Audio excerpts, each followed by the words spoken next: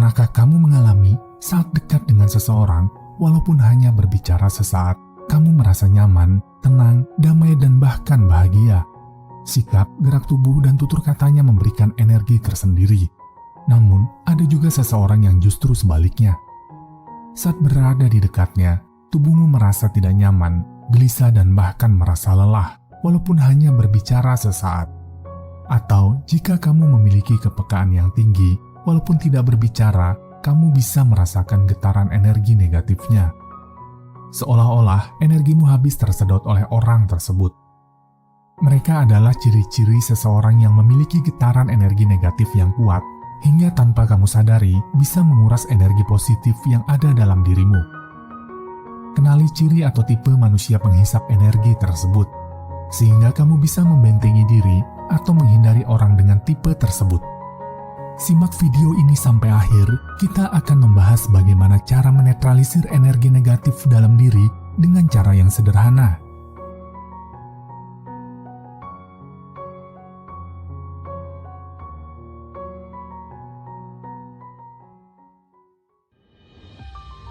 Penemuan inovatif dari Bielefeld University menunjukkan bahwa tanaman mampu menarik sumber energi alternatif dari tanaman lainnya. Temuan penelitian yang dirilis ke jurnal online Nature Communication mengungkapkan bahwa tim peneliti biologi yang dipimpin oleh Profesor Dr. Olaf Kruse dan timnya secara mikroskopik mengamati bahwa ketika tanaman alga hijau sedang kekurangan energi, ia akan menarik energi dari tanaman sekitar. Seiring dengan teori tersebut, tubuh manusia juga bisa dikatakan mirip dengan spons yang menyerap energi pada lingkungan sekitarnya.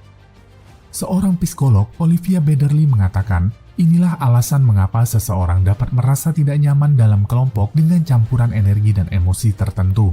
Manusia dikatakan menarik energi tertentu untuk menarik makan keadaan emosionalnya. Namun, tidak hanya menyerap energi positif untuk memenuhi kebutuhan emosi, terkadang energi negatif orang lain juga dapat mempengaruhi dan merusak energi Anda. Seperti pembahasan pada video kami yang berjudul Power versus Force, Profesor David R. Hawkins dalam disertasinya yang berjudul Analisa Kualitas dan Kuantitas dan Kalibrasi dari Level Kesadaran Manusia, ia menemukan bahwa perasaan atau emosi memiliki level vibrasi dan energi yang berbeda, yang kemudian dia tuangkan dalam sebuah buku yang berjudul Power versus Force. Ia memetakan level energi dari masing-masing emosi menjadi dua kelompok. Vibrasi tinggi masuk dalam kelompok yang dia namakan Power, yaitu level energi pada 10 pangkat 200 ke atas, di mana emosi bersifat menguatkan atau energi positif. Sedangkan seseorang dengan vibrasi rendah masuk dalam kelompok Force, berada pada level energi 10 pangkat 200 ke bawah, yaitu di mana emosi bersifat menghancurkan atau energi negatif. Seseorang dengan vibrasi tinggi mampu memberikan energi positif, dan sebaliknya, seseorang dengan vibrasi rendah mampu menularkan energi negatifnya kepada orang lain di dekatnya atau di sekitarnya. Kita akan membahas beberapa ciri umum seseorang atau teman yang memiliki vibrasi rendah yang bisa saja menjadi penghisap energi bagi diri Anda. Di antaranya,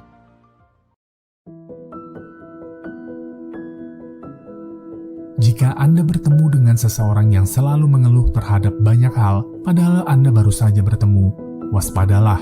Ini merupakan ciri-ciri manusia yang memiliki vibrasi negatif yang tinggi. Mereka seakan terjebak dengan masalah yang mereka hadapi dan tidak berusaha untuk mencari jalan keluarnya.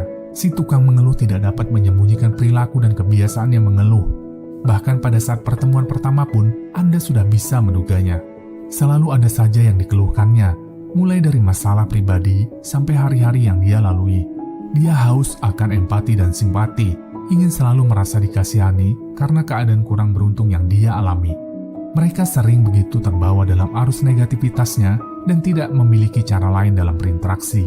Terdapat perbedaan mendasar antara seseorang yang memang sedang memiliki masalah serius atau sedang bersedih dengan mereka yang tukang mengeluh tanpa henti.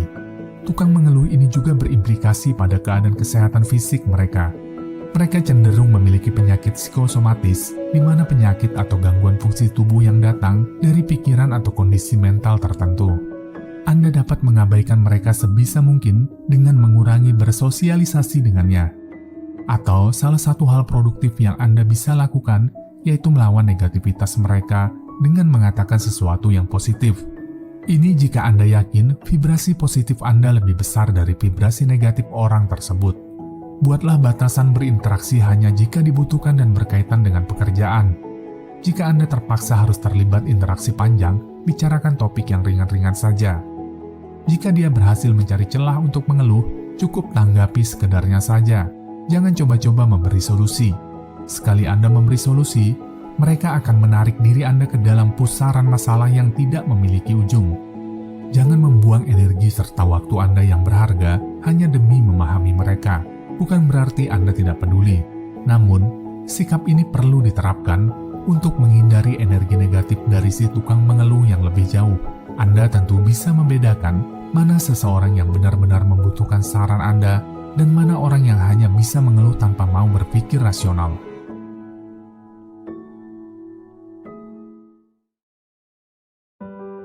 Yang satu ini pasti kamu tidak asing lagi. Mereka selalu memiliki bahan untuk menjelekkan apapun.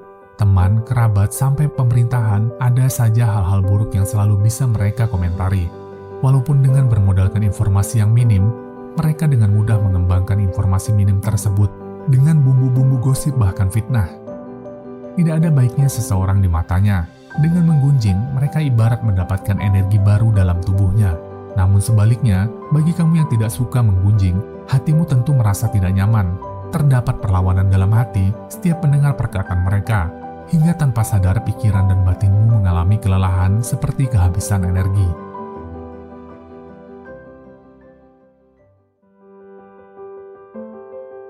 Orang yang rendah diri sangat berbeda dengan rendah hati. Rendah hati merupakan karakter positif yang melekat pada diri seseorang. Sementara, seseorang yang rendah diri merasa tidak punya kendali atas dirinya, sering membandingkan diri dengan orang lain, meragukan diri sendiri hingga sulit menerima pujian. Saat bersama dengan mereka, Anda bisa merasakan ketidakpercayaan dirinya karena mereka selalu merasa tidak pantas dan tidak berani memulai hal-hal baru. Orang yang rendah diri juga akan kesulitan mengenali apa yang mereka inginkan karena mereka menganggap diri kurang berharga. Selain itu, mereka juga akan merasa malu atau tidak kompeten apabila merasa butuh bantuan. Mereka akan memilih diam. Pada akhirnya, siklus ini akan membuat kebutuhan diri sendiri berada di prioritas terendah dan menyulitkan dirinya sendiri.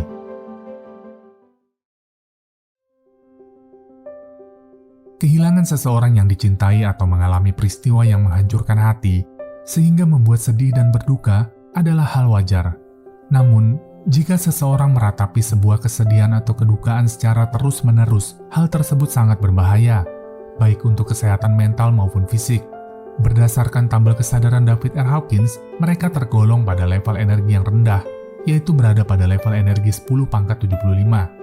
Ini adalah level kesedihan, penyesalan, dan perasaan tidak bahagia. Pada level ini, seseorang selalu merasa kehilangan dan depresi.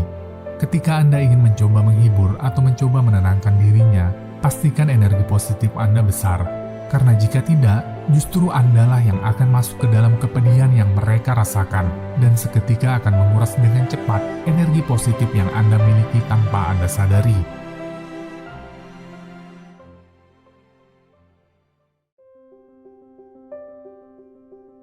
Seseorang yang memiliki karakter egois akan membuat Anda lelah menghadapinya. Mereka hanya memikirkan dirinya sendiri tanpa memikirkan perasaan orang lain.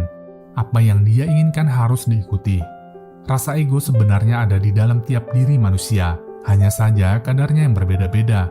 Orang egois selalu meminta didengarkan, tetapi tidak mau melakukan hal yang sama. Dia selalu merasa pendapatnya paling benar, dan lucunya, orang egois ini suka menuduh orang lain egois, yang sebenarnya merupakan karakter dari dirinya sendiri. Banyak orang yang memilih untuk menjauh dari mereka karena tidak kuasa berkompromi dengan sifat-sifat mereka. Orang dengan tipe ini selalu memandang segala hal dari sisi negatifnya saja. Ia sering pesimis dalam menghadapi sesuatu. Biasanya, ketika melakukan sesuatu, ia sudah takut duluan. Overthinking, takut jikalau terjadi ini dan itu.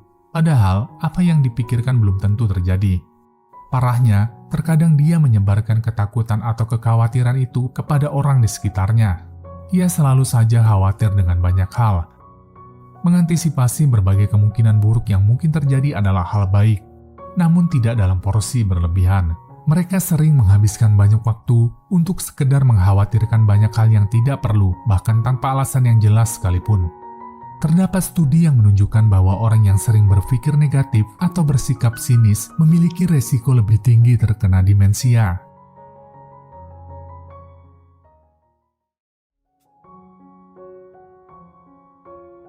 Marah merupakan salah satu cara untuk meluapkan emosi negatif.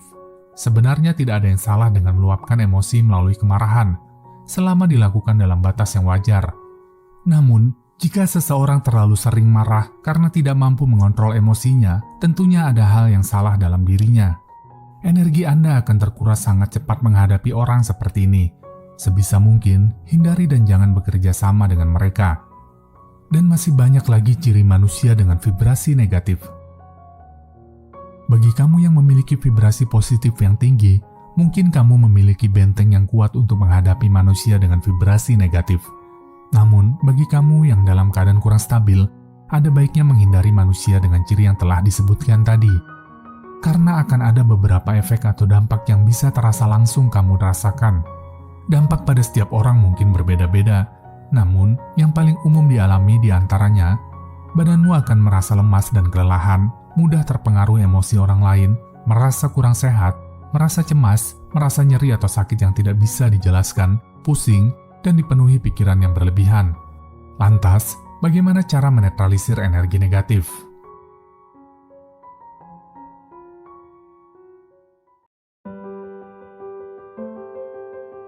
Spiritualitas merupakan tindakan penyaluran pikiran untuk menemukan kedamaian batin, kebahagiaan, dan meningkatkan kesadaran pribadi.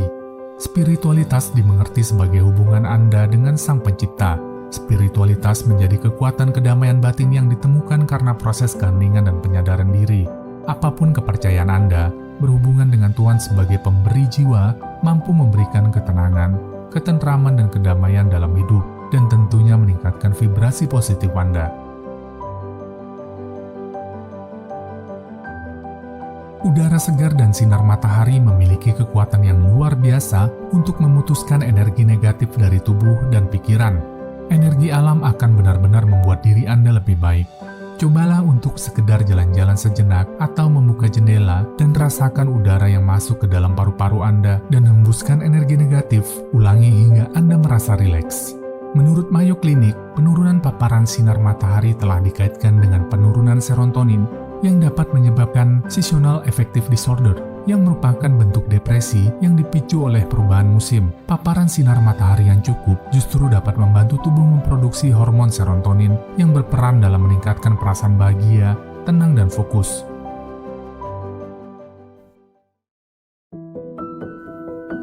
Sejak dahulu, air dipercaya dapat melunturkan energi negatif yang menempel pada tubuh. Menurut penelitian yang diterbitkan dalam Journal of Applied Psychology, mandi dengan air dingin merangsang pelepasan norepinefrin dari sistem saraf simpatis.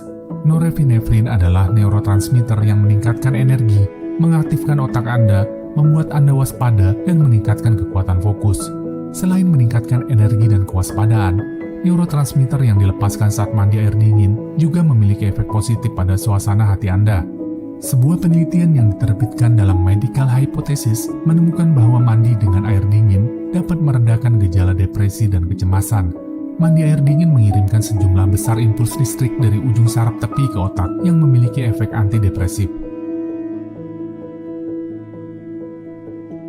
Mendengarkan musik bisa menetralkan vibrasi negatif.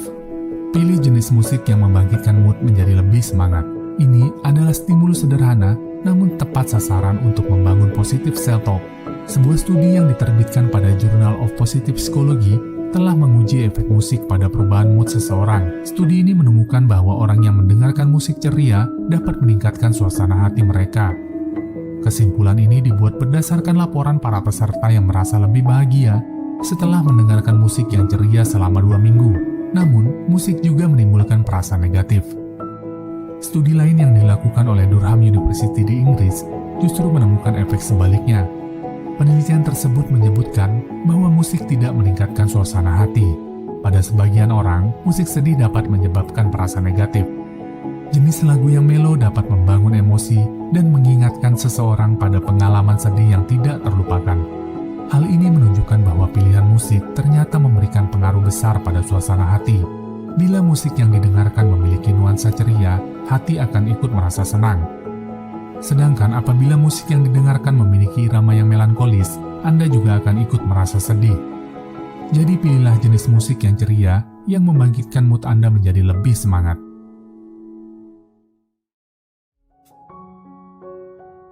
Meditasi adalah proses atau kegiatan melatih pikiran Anda untuk fokus dan mengarahkan pikiran. Anda dapat menggunakan untuk meningkatkan kesadaran diri dan lingkungan Anda. Meditasi memberikan manfaat penting bagi kesehatan fisik dan mental. Bahkan meditasi kerap dilakukan para atlet dunia termasuk Cristiano Ronaldo. Alasannya, meditasi mampu menenangkan pikiran setelah stres dengan padatnya jadwal pertandingan.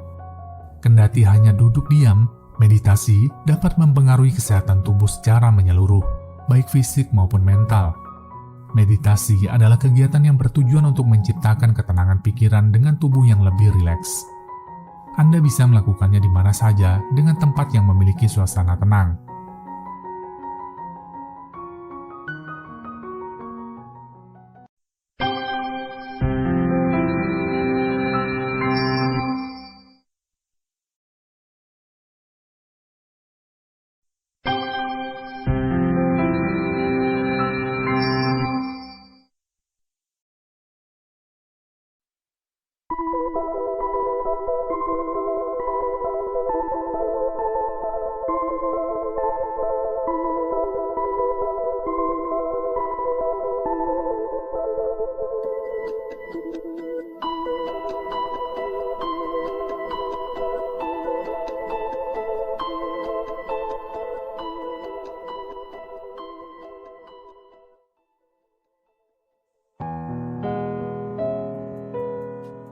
Rasamu adalah doa yang sesungguhnya.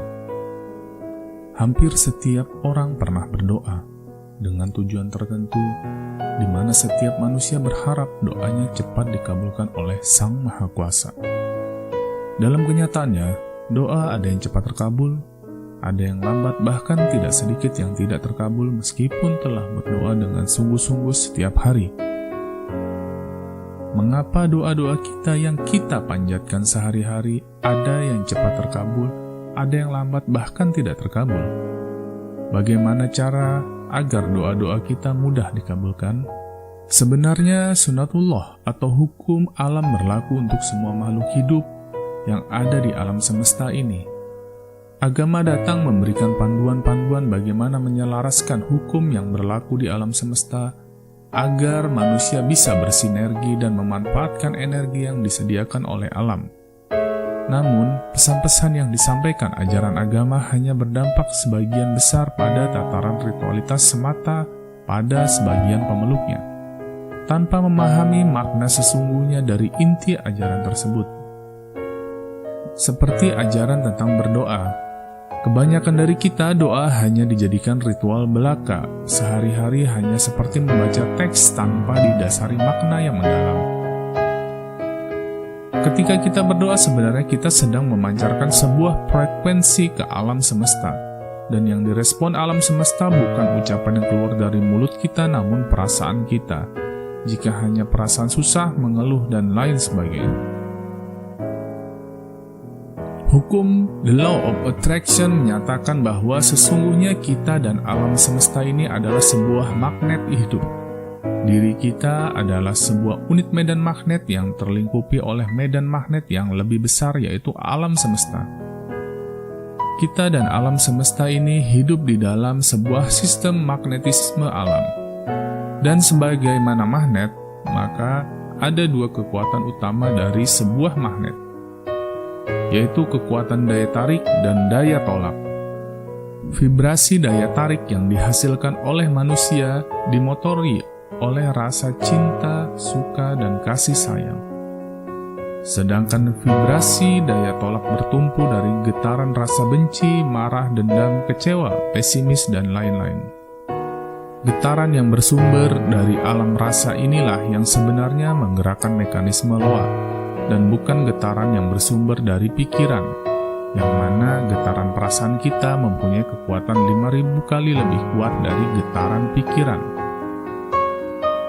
Itulah sebabnya walaupun Anda berpikiran positif, sukses, kaya raya, dan lain sebagainya, tetapi bila perasaan Anda menyatakan yang sebaliknya, maka yang terjadi adalah apa yang Anda rasakan oleh perasaan Anda, dan bukan apa yang ada di pikiran Anda. Rasa apapun yang ada pada diri kita akan menimbulkan efek nyata pada tubuh dan nasib. Rasa benci yang kita simpan akan membuat tubuh tidak sehat, akan ada hambatan dalam hidup, dan juga akan menarik alam dan orang lain membenci kita beserta tambahannya. Rasa takut, ragu, khawatir dapat menghambat rezeki, dan bahkan apa yang dikhawatirkan akan menjadi realitas yang nyata sesuai dengan apa yang ditakutkan, diragukan, dan dikhawatirkan. Rasa dendam dan stres yang kita simpan dalam hati akan membuat lebih cepat tua dan banyak rintangannya, dan juga akan menarik alam dan orang lain menjadi dendam kepada kita. Rasa stres juga akan kembali beserta tambahannya. Rasa cemas akan membuat sakit, dan alam akan mewujudkan rasa cemas itu menjadi realitas. Rasa percaya diri akan membawa keberhasilan. Rasa sayang akan membawa kedamaian ke sekeliling dan juga menarik alam dan orang lain memberi rasa sayang kembali kepada kita bahkan lebih besar. Rasa damai sejahtera akan membuat awet muda tubuh menjadi semakin sehat. Rasa belas kasihan membuat kita akan mendapatkan belas kasihan dari Tuhan bahkan lebih besar.